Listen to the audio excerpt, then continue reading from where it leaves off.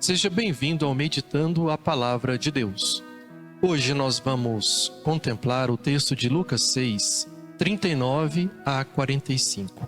Nesse momento, escutemos a Palavra de Deus. Evangelho de Nosso Senhor Jesus Cristo, segundo Lucas. Jesus contou uma parábola aos discípulos. Pode um cego guiar outro cego?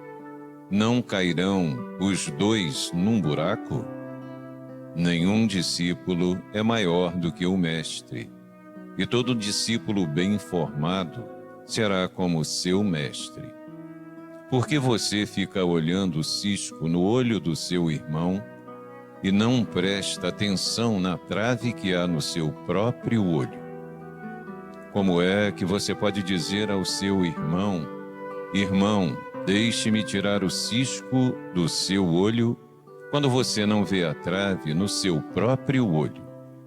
Hipócrita, tire primeiro a trave do seu próprio olho, e então você enxergará bem para tirar o cisco do olho do seu irmão. Os atos revelam a pessoa.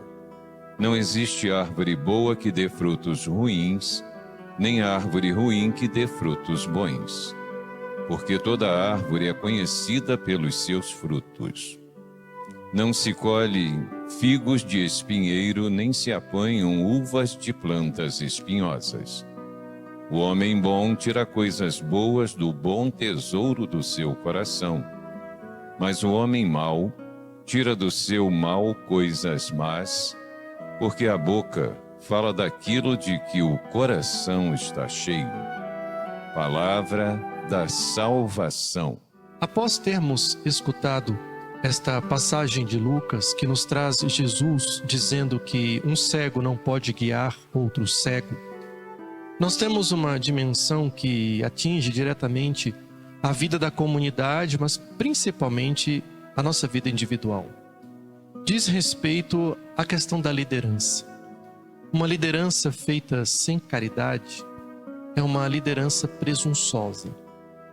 E toda presunção pode cair no erro e levar outros a errar, que é justamente o que Jesus está alertando: a vida comunitária, a vida da fé, a vida de cada um de nós.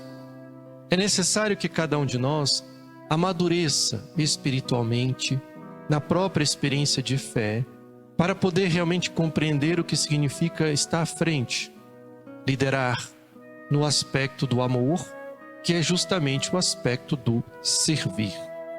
Não se colocar acima dos outros, mas com os outros. Por isso, nas nossas comunidades é muito comum termos a figura do coordenador. É aquele que ordena que com os outros trabalha e que lidera. Por isso, o discípulo precisa perceber que ele tem de crescer sempre visando o estágio do mestre. E para isso, o nosso mestre ensina que a atividade, a prática, principalmente a pastoral, precisam trabalhar a partir desta doação, a partir deste amor. O próprio Jesus, nos versículos 41 e 42 desta passagem, nos adverte contra os julgamentos que fazemos aos outros. E por isso ele usa a figura de uma hipérbole, ou seja, ele amplia o conceito com algumas imagens para extrair o verdadeiro sentido que ele quer trazer. Como nós podemos estar preocupados com o cisco que o irmão tem quando nós temos uma viga semelhante a uma viga de telhado da época dentro dos nossos olhos? Ou seja, Jesus está mostrando para nós que todas as vezes que caímos na expressão do julgamento, caímos nessa tentação, e isso que acontece quando nós avaliamos os outros, que muitas vezes nós julgamos ter muitos erros, quando nós mesmos é que temos uma viga no nosso olho, ou seja, nós é que temos a estrutura ou o pecado maior.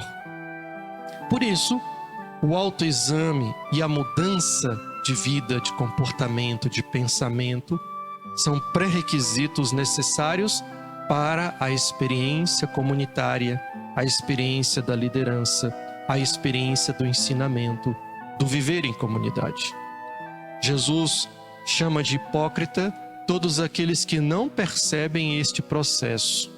O processo do amadurecimento, o processo de entender-se aquele que está crescendo a partir do que o mestre ensina e também aprendendo daquilo que são as atividades, aquilo que são, na verdade, os desafios comunitários.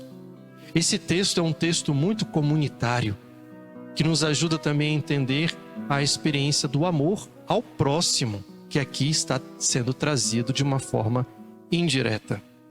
Por isso, nós percebemos que a dimensão própria do texto nos coloca que cada um de nós tem gestos, ações, que são, na verdade, os nossos produtos, as nossas obras. E é através daquilo que fazemos é que manifestamos o que temos no nosso interior. Por isso Jesus usa também o símbolo da árvore e dos seus frutos. É pelos frutos que nós conhecemos qual a árvore que nós temos diante de nós. É através das nossas ações é que as pessoas nos conhecem. A forma como falamos e como agimos. Não há dissonância entre o que falamos e o que agimos. Não somos duas pessoas. O que pensamos, o que falamos, precisa estar de acordo, em comunhão e harmonia com aquilo que fazemos. Essa é a vida do cristão. A vida do cristão é, na verdade, uma experiência autêntica, sincera, onde aquilo que ele acredita, ele vive. E estas são as nossas obras. E é isto que Jesus nos chama a atenção para vivermos nessa perspectiva nova. Por isso ele traz a dimensão do coração nesta passagem. Porque o coração na Bíblia é o local central do ser humano. É lá que nascem as coisas, nascem os nossos pensamentos, a nossa intenção na linguagem bíblica. E é lá que começa a nossa salvação ou a nossa perdição. Porque é lá que nós escolhemos seguir, viver a experiência do amor, do serviço, a experiência do perdão, mas também pode nascer no nosso coração a experiência do julgamento, a experiência de querer ou ter a pretensão de liderar, mesmo imaturo, a própria pretensão do orgulho, do egoísmo e tantas outras coisas que nascem no nosso coração. Por isso, para que as nossas obras sejam boas, o nosso coração precisa também estar fazendo a experiência do bem. A partir disso, vamos às perguntas que nos são propostas hoje.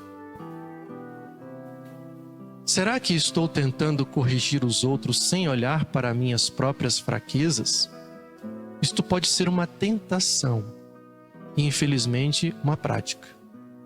Temos de estar sempre atentos a nós mesmos, primeiramente. O que estamos fazendo, falando, nos comportando. Isso seria o estado de vigilância, que quando unido à oração, torna as nossas ações, ações boas, ações na experiência da caridade. Qual é a nossa preocupação? Cada um precisa se ver e rever. Na segunda questão, nós temos: tenho buscado formação e crescimento na fé antes de querer ensinar?